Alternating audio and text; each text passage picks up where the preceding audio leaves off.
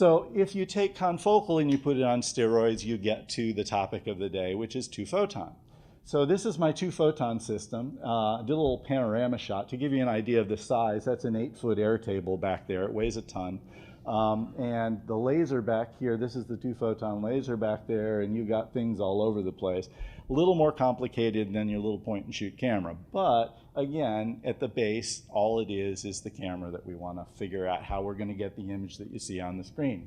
So this is my instrument. It's a 2-photon instrument that you can see is built on an upright microscope. All right, now, the heart of the confocal was that pinhole. The heart of 2-photon is the laser. So the laser deals with this femtosecond pulsed laser. In this case, we're dealing with essentially infrared light, going from about 720 nanometers up to about 980 nanometers. If you have a little more money and you can get a more expensive laser, you can get that up to around 1300 nanometers. But either way, you're in the infrared range. Okay? So that's well beyond what we were dealing with standard fluorescence. The way it works, we're going to go over this a couple of times, so hopefully you'll get it. You're using double the excitation wavelength, all right? And with double that excitation wavelength, you're going to get half the energy. Right? So let's say, to throw some numbers out, if we were going to excite something at 460 nanometers, we're now going to be exciting it at 920 nanometers instead. All right, this is working a little backwards all of a sudden. But what's going to happen is we're going to use this pulsed laser, which is going to give us 2 photons of energy at half the energy value. And it's going to give us the same effect as 1 photon of energy at that lower 469 nanometer level. All right. The emission, though, is going to be the same as it would have been with regular fluorescence.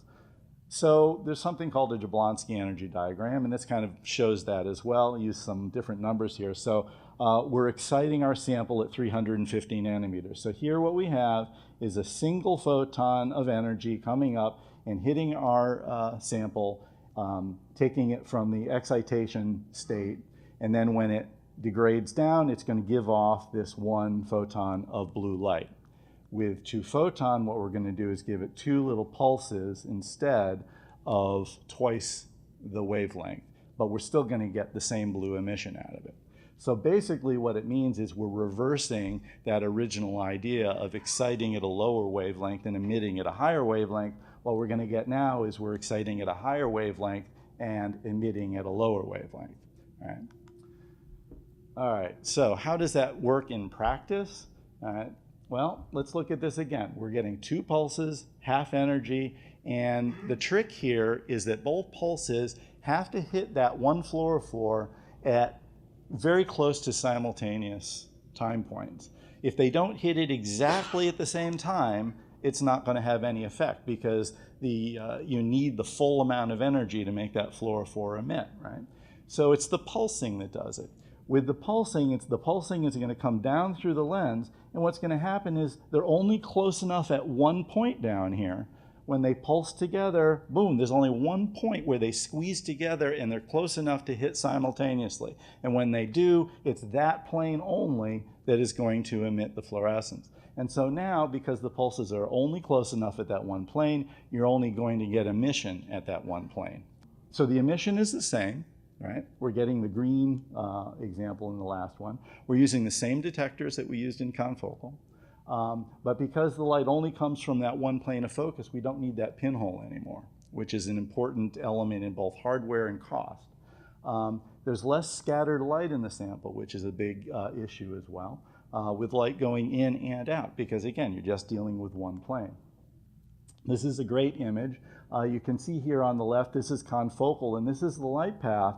What you're getting is the light coming down. Actually, this is the light going back up, right? So it's exciting with blue, and my sample going through this whole thick sample is focused about at that point, but you can see there's this entire volume that's being excited and emitted at the same time. So that entire part of the sample is getting affected at the same time. Whereas over with the 2-photon, you can probably barely see the little spot there in the middle. That's the only place where there's any excitation or emission going on. It's not affecting anything else above or below the sample. So there's a lot less interference, and not only is your specimen better protected, but the image that you get is going to also be cleaner. There's less photobleaching, especially. Bleaching only occurs where the emission is taking place. So whereas over here we have a whole column of bleaching going on, over here we have just a tiny spot of it. So this brings us to the whole idea of the advantages of the 2-photon versus the confocal.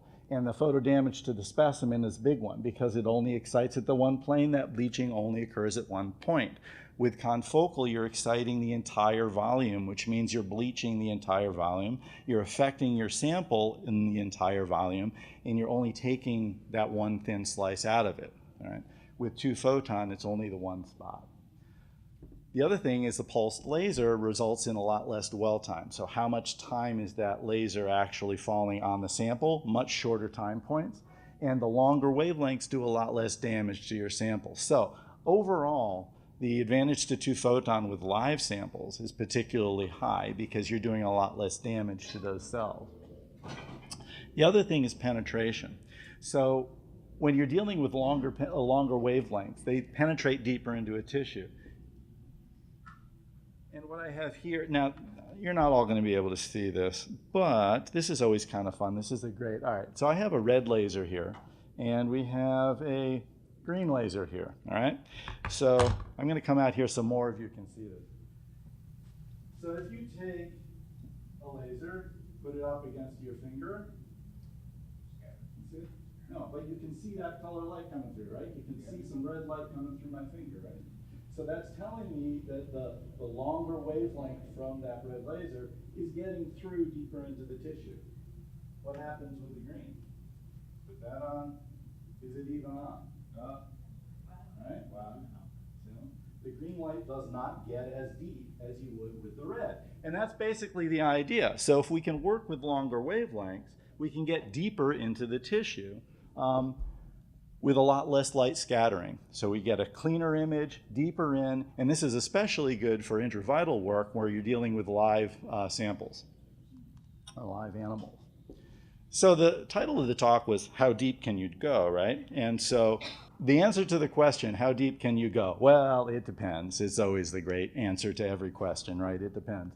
It does depend on the sample, because if you have a denser sample, obviously you're not going to be able to get as deep. You know, if I'm trying to image into bone, I'm not going to be able to get as deep as if I'm imaging into fat or something like that.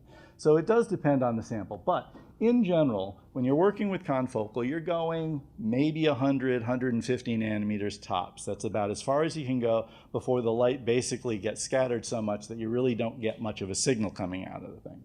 With 2-photon, you double that and go even higher. So 300, 500 microns relatively simply. It depends, again, on the sample type. But you can go even higher. There are some clearing processes like Clarity, which are a big one out there right now. They have developed transparent zebrafish, where you can actually image all the way through several millimeters, you know, with these things. So there's lots of different approaches, but you just have to have a microscope that's capable of imaging through all this. Working distance becomes an issue as well. One of the other big advantages to 2-photon is this. I love this stuff. This is second harmonic generation, SHG. This is basically a really fancy autofluorescence, but we take a lot of advantage of it.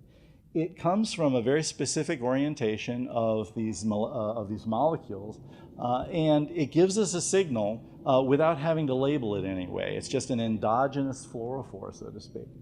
The way it works is very similar to 2-photon. You're getting your excitation, or your emission is half of the excitation wavelength. So again, if we're exciting at 880 nanometers, my SHG emission is going to be at 440. All right. Now, if there's another fluorophore out there that's got the same, you know, it's still going to work with 880 and it's going to emit in the 440 range, I might have problems with overlapping signals. But if I don't have a dye, this is where you have to kind of pick your dyes.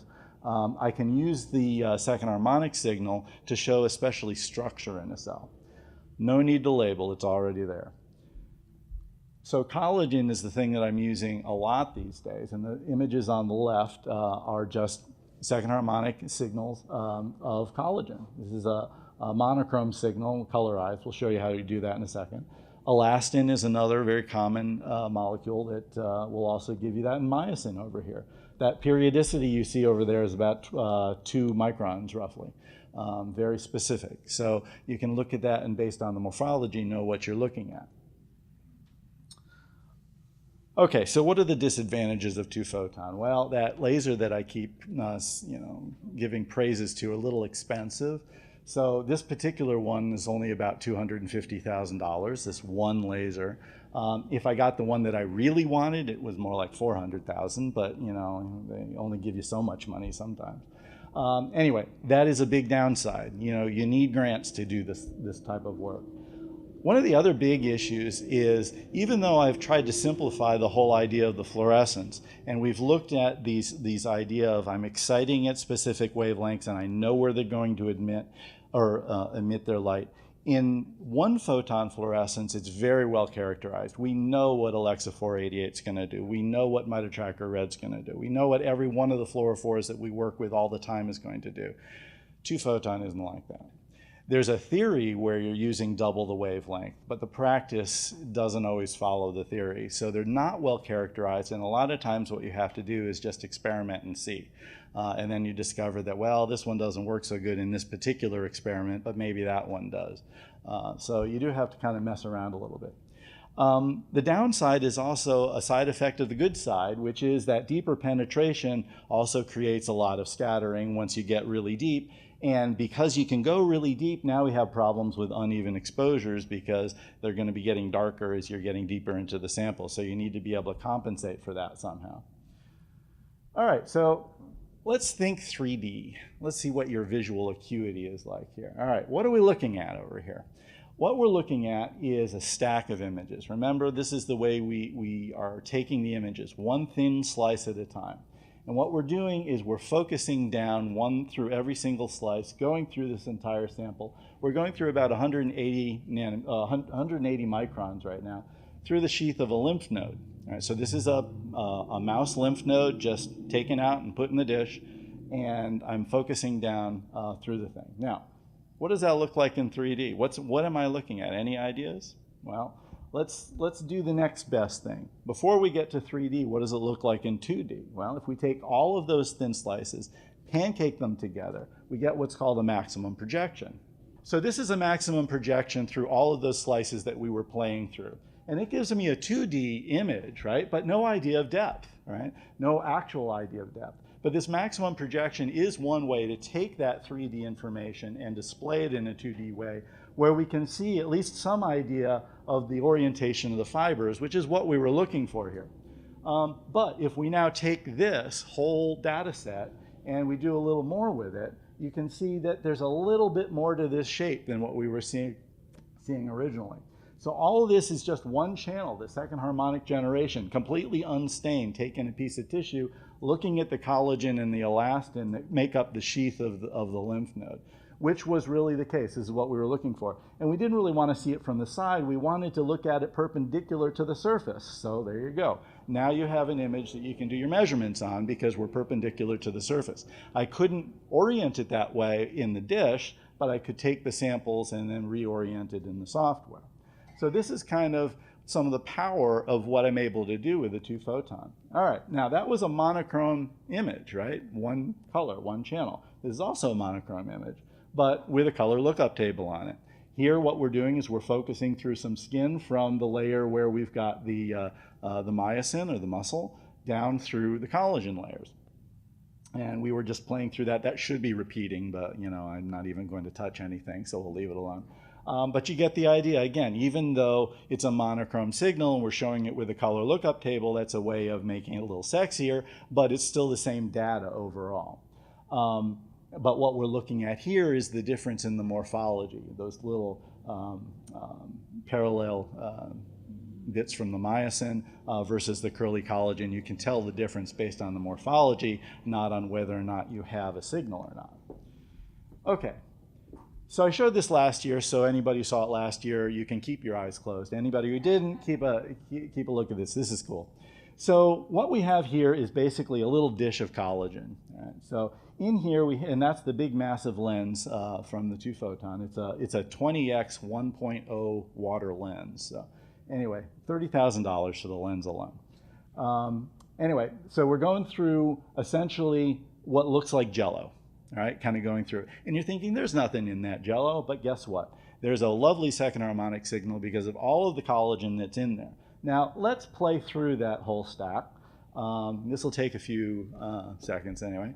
But as we're going all the way through and going all the way through, you're only seeing one little bit at a time. And you're saying, okay, that looks pretty neat, but I can't see the whole structure just looking at it one slice at a time. You know, the whole story about, you know, seeing an elephant by a slice of the tail or a slice of the trunk or whatever. Same basic idea. You're only seeing a little bit of it at a time. Now, again, if we take that entire stack of images, and in this particular case, it was 200 slices through 200 microns, each one's about a micron thick, and we do that maximum projection idea, okay, cool, now I can see what it looks like, but this really doesn't give me an idea of how dense it is because it's taking all of them and putting them into essentially one plane. And I'm looking at it thinking, that looks really dense, but maybe it isn't if I stretch it out over space. So looking at it in monochrome doesn't help. So let's play with color lookup tables. With color lookup tables, I can add something called color depth coding. And what it's going to do is give me things, anything that's closer to the surface is going to be color-coded red, and anything farther, the farthest away is going to be blue, and you have a continuum through it.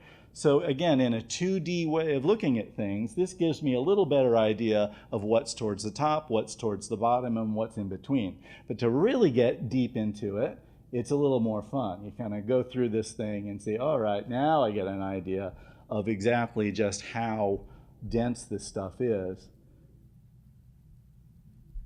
And yeah, all right, yeah.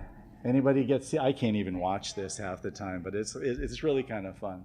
So depending on the process, you can get a real good idea of just what the density is that you're working with. And that was important for this particular line of experiments where they're looking at infiltration of melanoma into different conditions of skin, really, young versus old skin. And these are in vitro experiments to try to mimic that. The idea is you have different levels of collagen in young versus old skin, and so how does the infiltration into those, you know, of the melanoma into those different systems work? So that's a basis for why we were doing this in the first place. Now, I also, this is my Jackson Pollock painting. I love that for that. But anyway.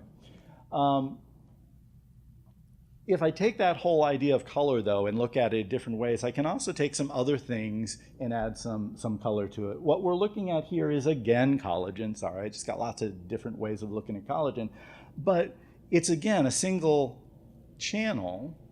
So why am I getting two colors out of it? This is not the color lookup table that you had before. But this is taking advantage of the fact that the second harmonic signal can be recorded both in the reflected mode as well as forward propagation. So you have two detectors, one above and one below, and so the signal can go up here and go down there, and we can combine the two, but there's a little bit of phase difference between the two, and I can color each one of them a little different. So the green is the top one, and the red is the bottom one, and there's a little bit of delay between the two, and we can make use of that as we're going through and trying to figure out some of the more you know, mathematical differences, which again, I don't want to get into right now because I'll confuse myself.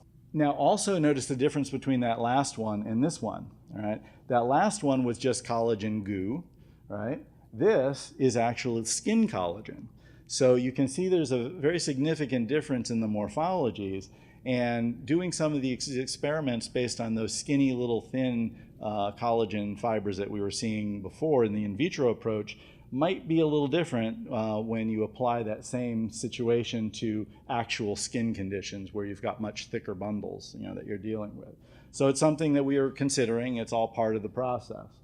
Again, this is through 180 microns. We do a maximum projection, and again, we don't get much information. We do that lovely picture where we add the color lookup table, and then we really have fun where we rotate that. So a lot of the same basic ideas. The information that I'm taking is one slice at a time, and then we're recreating it in the software into the three-dimensional pathway, which, by the way, Jim, while you were talking today, I'm realizing this is a great way to get your three-dimensional information in your shark skin. We could probably take the shark skin and just slice through it one little bit at a time and get vertical measurements, basically measurements in X, Y, and Z without even labeling the thing, because I imagine the shark skin's got some kind of endogenous fluorophore to it. So I mentioned earlier one of the problems that we have is that as you go deeper and deeper and deeper, you start losing the signal if you're keeping a fixed exposure time.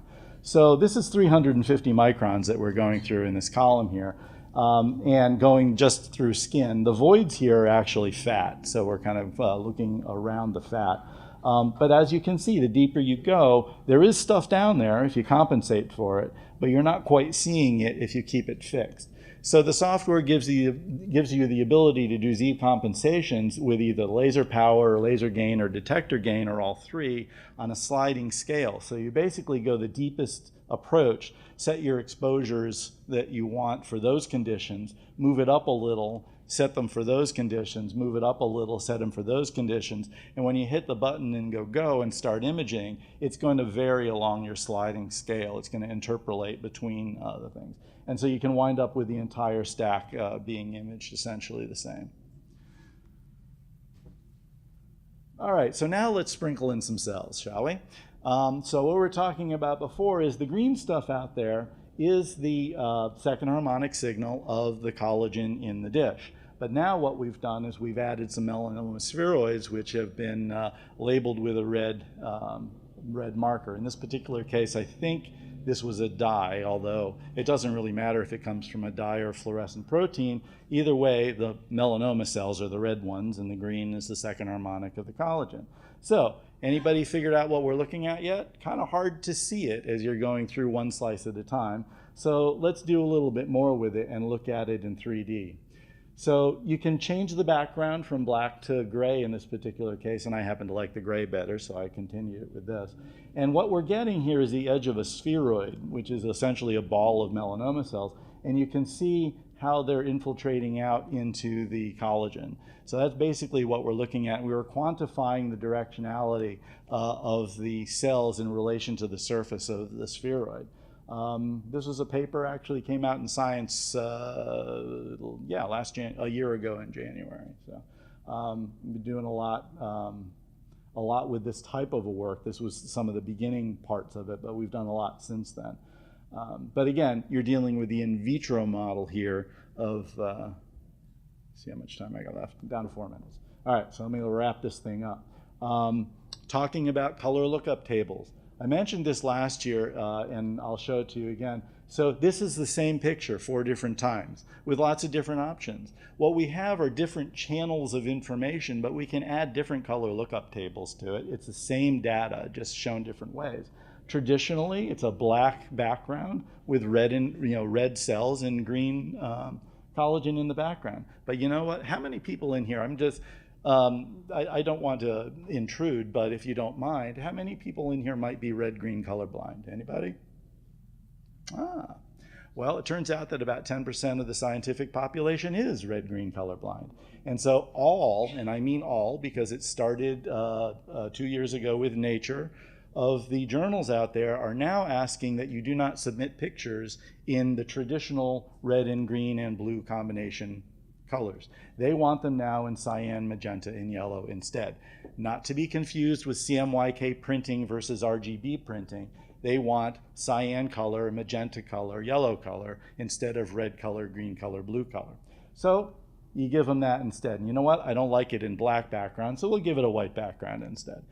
Take your pick. All right? Different ways of showing the same information. All right, so the reason we got the 2-photon microscope in the first place was to do this intravital imaging. Basically what we're doing is, it's not me that's doing it, but in this one lab, they're putting intracranial windows into the skull of these mice, all right? And then we're imaging, or we're going to be imaging directly through that window into the brain. And what we're trying to image are micrometastases. So we're following the growth and regression of tumors, but it means trying to find these spots and then take the mouse out, put him back in his cage, bring him back a week later, put him back under here, and find the same spot again at 20x. This is going to be fun. But this is essentially what we're working with. And some of the early things, the early tests that we're doing is, okay, well, those are the issues that I was dealing with. is, okay, can we image these cells? So again, what we have are red cancer cells here going through a FTSE dextran to be able to show that we have some sort of a counter stain in the area around. Will the 2-photon do it? Can I have the settings to do it? We're going through a 250 micron set. That's 1/4 of a millimeter. Guess what? We can see them pretty well. We have a proof of concept idea of whether the colors are going to work and whether we're going to be able to image what we're seeing or not. Add the brain itself in. The brain's got collagen on the surface, especially along the dura, so we can use the second harmonic signal at the same time we're seeing the green and the blue and be able to see that. Unfortunately, this is showing the fact that she put too much in and it kind of burst out through the brain membrane. Again, the idea of will we be able to do this? Yes, now we just have to work out the details. And finally, because I got to wrap up here, as with all of our techniques, a lot of this is playing, right? We talked about that before. I mentioned my Pollock before, or my Van Gogh, I guess. Well, I don't know what I would call these, but this is that myosin again, the second harmonic signal, only I'm taking a thinner area just of the myosin and I'm looking at it with that color lookup table based on depth, right? So I really like the way that looks. This is just one slice of the really curly skin collagen with a over-under lookup table applied to it instead of a solid, black and green or black and blue or something like that. Any idea what that is? Either one of them? You'll never guess. It's dandelion. So this is the seed pod of the dandelion seed. So these fascicles here are basically the really fine part that when you blow it and goes off into the air. So endogenous fluorescence, again, just basically autofluorescence, pop these things in, see what they're going to look like. And finally, I'm done. So I was always told you have to end every slideshow with a sunset. So I always try to do that. This is a very special sunset. I don't know how many of you are familiar with the concept of the green flash, but there it is. Uh-oh, hold on, thank you.